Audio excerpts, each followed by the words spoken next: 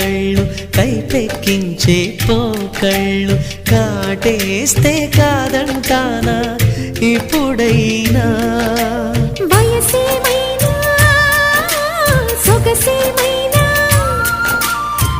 మరపించే మనసేమైనా